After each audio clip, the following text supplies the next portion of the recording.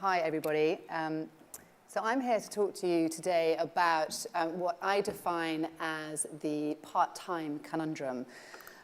There is a part-time reality happening out in the marketplace. I'm sure that all of you are aware of the changing workplace factors in terms of flexibility, but I just want to bring this to life a little bit in terms of some statistics. So we've carried out quite extensive research into the desired working patterns across generations. And what has become clear is that actually genuinely working part-time is a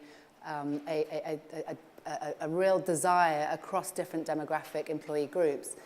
So the classic group that everybody normally associates part-time working and the desire for part-time working across the Gen X women is absolutely 100% there.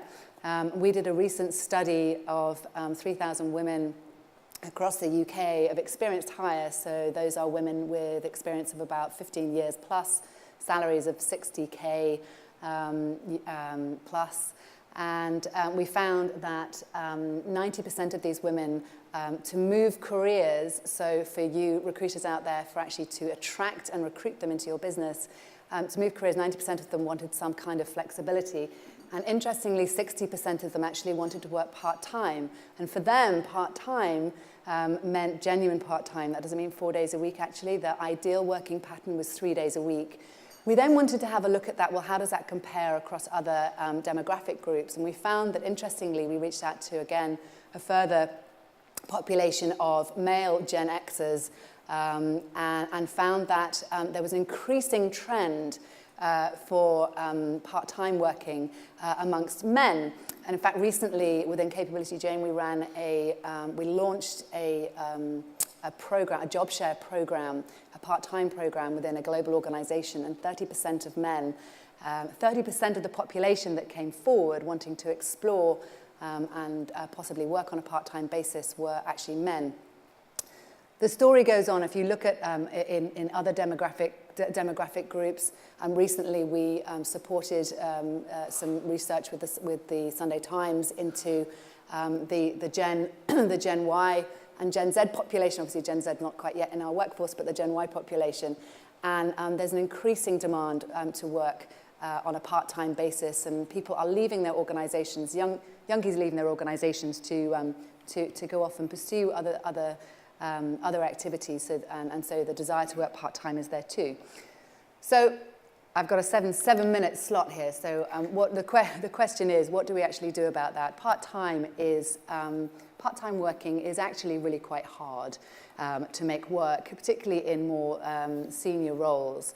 We have seen lots and lots of great examples of incredibly successful and dynamic individuals working in a flexible way, working part-time, and they make it work. But the majority of roles in our global organizations are getting bigger and more global and don't particularly lend themselves to part-time. So what do? We either have to eliminate some of what we do in the role, or we have to delegate it, or we end up cramming a 7-day working week into 3 days, which is never any good for anybody. So recently, 3 years ago, I decided to dust off the concept of job sharing as a mechanism to enable part-time working in senior roles. I was seeing basically a kind of a workplace trend where clearly I've shown you the statistics. There's a clear demand for part-time working, and there's absolutely nothing we can do to get away from that. But again, the challenge is in today's working environment to be able to work. We need to be able to do our roles on a full-time basis. So I launched the Job Share project with some generous support from 7 global organizations, and also support from academic institutions within the UK that specialize in flexible working and gender diversity. And we effectively went around wanting to bring job sharing into the mainstream. We have 3 objectives for the project. The first one was to actually go out and find examples of people, individuals working in senior roles on a job share basis. So my criteria for this was that they had to be working in a commercial, fast-paced, organization, ideally not public sector or charity, but in a commercial, fast-paced organization, in a leadership role, in a client-facing role, or a heavily operational, highly transactional role. And we did just this, but we found over 100 really compelling examples. We analyzed these examples. We looked at their organizations to understand what makes them a success. We analyzed them as individuals to understand actually how do they make it work. We talked to their teams. We talked to their managers, and so launched the JobShare project a couple of years ago, which I'm delighted to say has got some serious traction now. We have had users coming to us from 20 countries across the world, and we're now we are the primary destination for job share information on job sharing globally. Here's just a few examples, just to bring it to life for you. I'm not going to spend too much time talking about it in detail, but we found lots of different types of roles, lots of different types of organizations, big brand organizations, roles that, quite frankly, you would probably say there's absolutely no way that it could be done here, but believe me, it can. There are lots of different ways to design a job share. If you go onto the JobShare project, you can look into more detail about how job sharing can work. It's not as we know it or as we would typically understand it to be. There are lots and lots of different ways of making it work. So just quickly talking to you about the business case, we spent a lot of time looking at the numbers and the rationale for implementing job sharing within organizations. In terms of, there's sort of a two-pronged strategy, retention and recruitment. In terms of retention, nearly 90% of those individuals that were able to work on this basis said that they would have left had they not been given this opportunity. We surveyed 7 global organizations, their women's networks, and found that 60% were keen to use job sharing as a mode to work on a part-time basis and continue their career. Interestingly, of the job sharers that we found, 70% of them were promoted in their role as a job share partnership. So definitely demonstrating that not only is it a retention, but it's a recruitment opportunity. There were, on the previous slide, there were also some statistics around recruitment, which I think is really relevant for this audience. We found that a couple of organizations had increased the number of women brought into their business by utilizing job sharing from between 100% to 450%. Now, this is the next resourcing challenge. I'm challenging you as resources out there to think to the future and think what implications this might pose to your clients and your organizations. Best practice dictates that, or shows us that where job sharing is really successful and has got traction, a minimum of 5% of the employee population work on a job share basis. So this is quite considerable if we think about our global organizations. That's a considerable employee population. So I want to quickly just, I'm running over time, but just quickly just talk to you about the key components for sustainable job sharing. They fall into 3 categories. And the first one is actually getting the implementation bit right. That's looking at getting the strategy, the policy, and the infrastructure. There's an infrastructure required. Job sharing is like a living, breathing organism. It's like any succession plan or mobility plan. It needs managing. It's not a policy that can just be sort of rolled out. It actively needs managing. It's the next resourcing, the resourcing process that actively needs managing. So there's the internal resourcing piece. That's actually managing the pipeline of individuals coming forward, sourcing and matching job share partnerships. And then there's the external resourcing piece. Well, not a lot, we're trying to make a lot, but a number of global organizations are now looking to external resourcing to source and match job share partners for one full-time role to increase the number of women in their business. That's one of the primary drivers. So that's it in a nutshell. We're working with resources, we're working with RPOs, internal recruitment functions, to actually help embed and sustain and manage job sharing. I think that's my nearly 7 minutes up. Oh, I'm 2.5 minutes over. Thank you.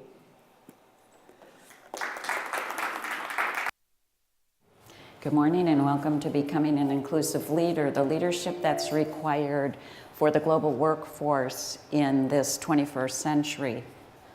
What is an inclusive leader? An inclusive leader is one who seeks diverse inputs, integrates those same diverse voices of key stakeholders to drive business results. Seeks, integrates diverse voices of key stakeholders to drive business results. Well, why do we need a new leader? Because it's about business. It's about this radical change that's happening. We all know it. We've been talking about it for several days here. But we've been talking about, from my perspective, there's 4 main business trends that are happening. Globalization. I don't care how big you are. I don't care how small you are. Globalization. Collaboration as the new business normal, seismic demographic shifts, and this confluence of factors of Gen Y coming into the workplace along with technology, what I like to call Workforce 2.0. And guess what?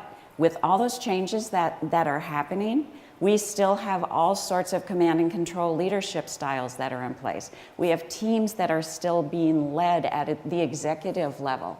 That's not going to work. It was fine in the last century. It was fine when we had industrial society, but it's really not going to work today because every person here, every new entrant in the workforce is a knowledge worker. We saw that Tuesday afternoon with the session that we did. And so in this knowledge-driven, knowledge-based economy, I'm going to lift up for you 5 traits of the inclusive leader, 5 skill sets that I think the inclusive leader needs to have. Open to a wide range of inputs, intellectual curiosity, accessibility, ego management, and cultural agility. And we'll start with open to a wide range of inputs. Inclusive leader who's open to a wide range of inputs is really comfortable listening, requesting feedback. Think about how much has changed though. You have employees who now want to have a voice, instantly participate when they come. We've done a body of research with over 300,000 people across US corporate, and what we found, the number 1 behavior that people want to feel included, ask me what I think, ask my opinion. I'm the one that's doing the job. You have inputs from your customers, from your clients. If your customers don't like you, you'll be on a website getting rated someplace, right? Probably the most difficult input, though, is what's changing in the business environment. And this can have huge catastrophic results.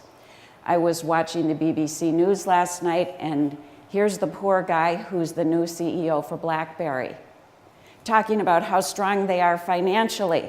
Well, wouldn't it have been nice to be there 5 years ago talking about how strong you were financially and what's happened during that period of time?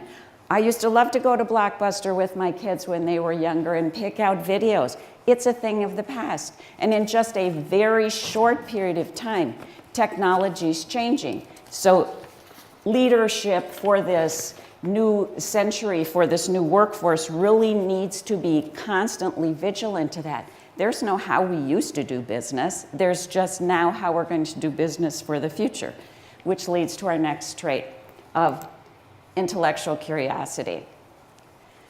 This is really hard to remain intellectually curious when every day you're bombarded with something new that you have to be paying attention to because it's going to have radical input. And yet we know that that's really what has to happen. How are we going to be responding? I've written a book called Becoming an Inclusive Leader that will be out in a month, and there's a couple things I want to lift up from contributors. Donald Fan of Walmart, who's a contributor, says that their business has changed more in the last 5 years than the 50 years that they've been in business. That change is going to continue to happen for Walmart, for every single one of us, regardless of what organization we're in. That's why inclusive leader is critical. So if we're not intellectually curious, then we're going to wind up with some of these organizations that I alluded to earlier. If we remain intellectually curious, particularly to the business trends that are happening, then we'll have the capacity to either interact with it, we'll have the capacity to take advantage of it. And most importantly, as we consider this from an HR perspective, we have to be thinking about who are the individuals that have to work here today that have the insight on what the innovation is. So as an inclusive leader, I can be asking people within my organization, what do I need? How do I address the customers of today? And what's going to happen for tomorrow and who needs to work here? The fourth trait is accessibility. The third trait is accessibility. Accessibility means, as the leader, you can come to me and deliver bad news. You can come in if you really have something you have to say, like, wow, I think if you were a BlackBerry, strong, happy, I was a BlackBerry user, it was the best business solution, while people around them were eating their lunch. Wouldn't it have been nice if whoever was in that C-suite, or if they had people within the organization, not just BlackBerry, any of our organizations, be able to bring this forward? We have a client in the States that is a retail client. They're doing a major reorg, and what I found interesting as I was working with them is who's at the table. And the executive suite's all baby boomers. No offense to baby boomers, I am one. I love baby boomers, born between 46 and 64, but guess who their clients are? All Gen Y. Guess who their customers are? Born between 1980 and 2000. Guess who their employees are? All Gen Y. And there's this huge hierarchy that's in place. The inclusive leader has to actually be accessible. The inclusive leader also has to manage their ego. That's complicated because you're hired to be this big powerhouse. Leaders are hired to be all that, right? And then situationally, they have to be able to manage their ego. So sure, let's find the time that it's center stage. But there's probably as much time with the inclusive leader that they have to be sitting back, looking, gathering information.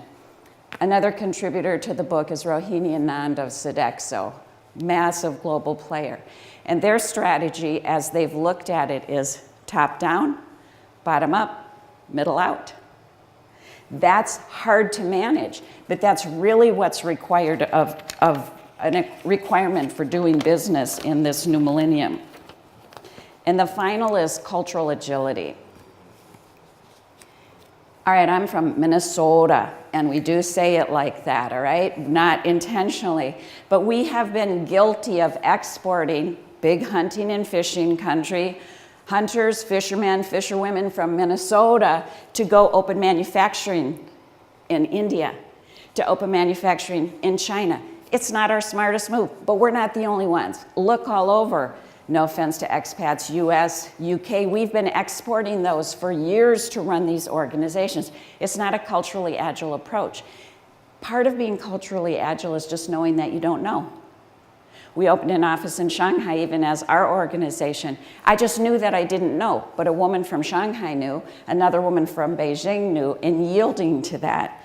We've got a global manufacturing client in Minneapolis that's doing a beautiful thing in 94% of their locations. What they're saying is you have to use the local language, you have to have the local culture, you have to have local leadership, and you have to have local payroll.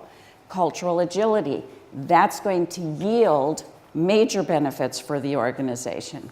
And that's really the bottom line. I mean, the punchline for this is why does it matter to be an inclusive leader?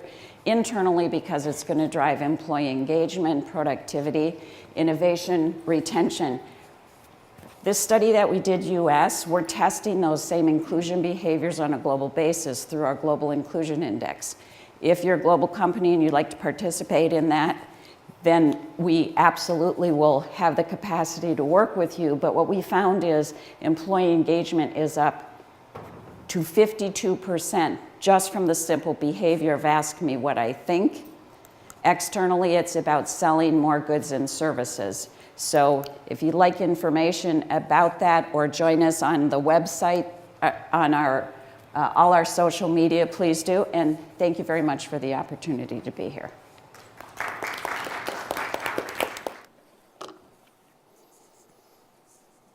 Okay, hi everyone.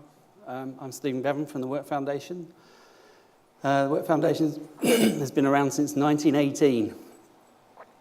We were first called the Boys Welfare Society, and our goal at that stage was to improve factory conditions for boys working in munitions factories in East London. So we're back to our roots today. We've been doing research and policy work for a long time, looking at a whole range of issues around workforce engagement, workforce effectiveness. And the area of work I'm going to talk about today is looking at the health and well-being of the workforce and how that contributes to workforce productivity and engagement. We've been doing research around 35 countries in the world, looking at a whole range of particularly long-term health conditions that affect people's ability to work, to their productivity and so on. So we've looked at things like back pain, multiple sclerosis, diabetes, rheumatoid arthritis, depression, anxiety, schizophrenia, a whole range of conditions that affect people of working age.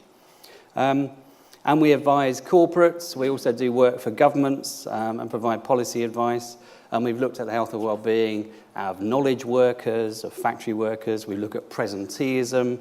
And we look at the impact of employee health and well-being on customer service, patient care, those sorts of things. There are three significant challenges that face most people who have responsibility for managing human capital.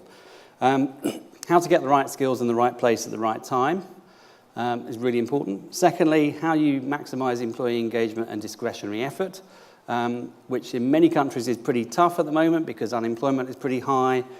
Job security has been undermined, and that makes it a bit more difficult to engage people. And then finally, the physical and psychological well-being of the workforce. And as economies emerge from the global financial crisis, they're going to need the ability to access these human capital assets in order to achieve escape velocity from the depression.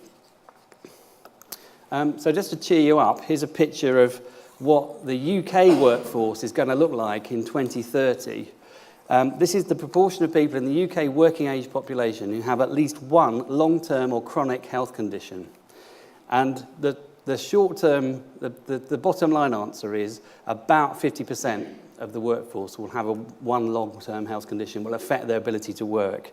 The two big clusters of conditions are mental health problems, which is mostly depression and anxiety, and musculoskeletal conditions, so conditions of the bones and joints and connective tissue. And the circle in the middle is what we call comorbidity, so people who have more than one condition. So, for example, about 30% of people with musculoskeletal conditions also have a mental health problem. And we know, for example, that the best predictor of early return to work after a period of chronic low back pain is whether you like your job or not. Now, this presents some interesting challenges for employers and some big challenges for economies. So, for example, you take the whole of the European Union, just focus on that yellow segment of musculoskeletal conditions. 44 million workers across Europe have a musculoskeletal condition that's caused by their work. It costs 240 billion euros a year, which is about 2% of GDP. The depressing thing about this is it's no one's job to do anything about this. So it's not a health minister's job, and you go to corporates, and they will also tell you that it's no one's job to deal with this at corporate level. We pass the buck, and that's part of the problem. So what do we do about this? Well, there are a whole range of factors that affect workforce health and productivity. Of course, we have, across most developed Western economies, a public health crisis.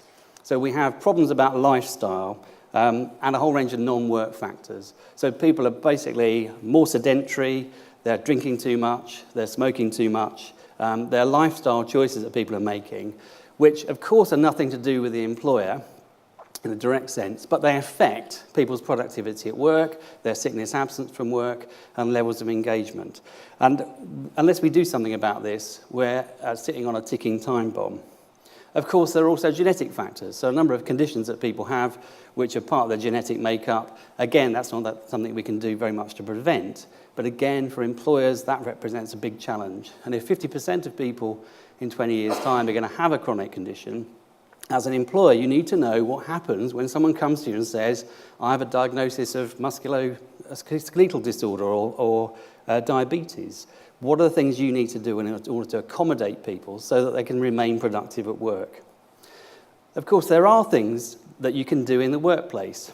So there are things you can do about the way you organise work, the way you design jobs.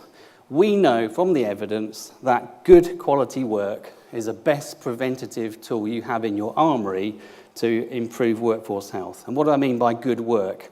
It's work that gives people control, autonomy, gives them opportunities to exercise discretion in the work they do, gives them a voice at work, gives them opportunities for learning.